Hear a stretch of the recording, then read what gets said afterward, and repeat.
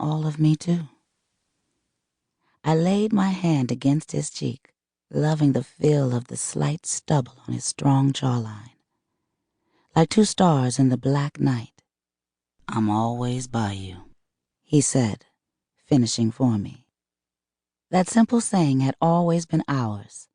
When I looked in King's eyes, I felt his lips meet mine, and fit just right. I loved all that man, all of him. "I always feel a part of you with me, no matter where I am," I said.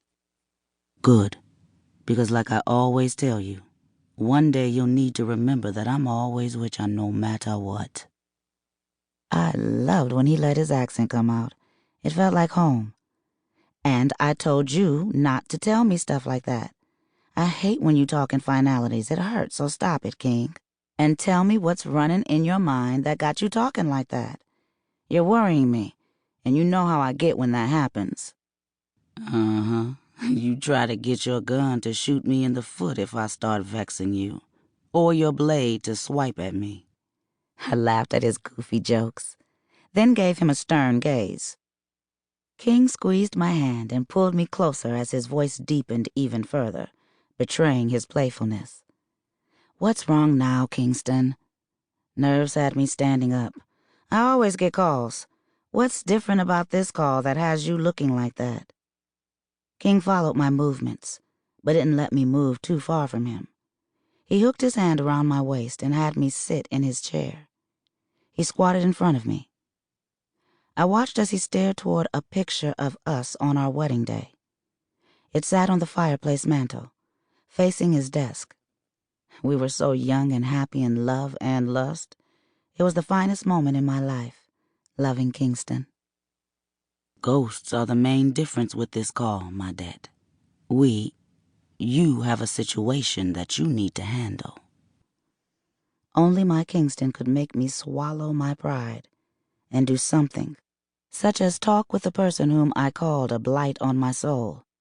Only my husband could make me forgive as a lesson in learning how to work with those we called the enemy, though this person was different from the ones we dealt with in the Syndicate and in our designated area.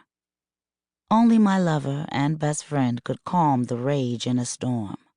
So, in listening to my husband, I returned the call that would put a chill in my heart and have me flying down the highway toward a place I had left when I was 20 years old. Good old Creektown, Georgia.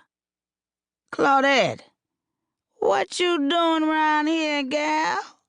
Been a long time since I done seen your pretty self." It was the summer of 1985. The wafting scent of burning sweet wood, blended with spices and the savory addition of meat, brought me back to my youth. Rows of old wooden houses were cloaked in sporadic bushes of ancient trees and other plants. Other homes were bare and falling apart, with rusted fridges, cars, and other metal objects lying about. From their porches, people were watching me. They were either sitting on the stoop or standing, with one hand holding their sloping tin roof. Kids played all around, some running up and down the unevenly paved streets, while others rode their bikes. Some played basketball. A few played hand jive, while others took turns in double dutch. Small that it was, my home was busy with life. And it made me happy that it hadn't died in all these years. Constrained anger had me on edge, while a tinge of red scabbed over my eyes. In other words, her sister was pissed and ready to kill. I was as hot under the collar as a pussy in heat, okay? I was 30 years old, with a gun hidden against the back of my purple, wide-legged cropped pants, a switchblade under my white top, in the bra, and a personal vendetta needing to be handled. While I walked up the sidewalk to my childhood home, B.B. King could be heard crooning on the radio in the old juke joint down the street.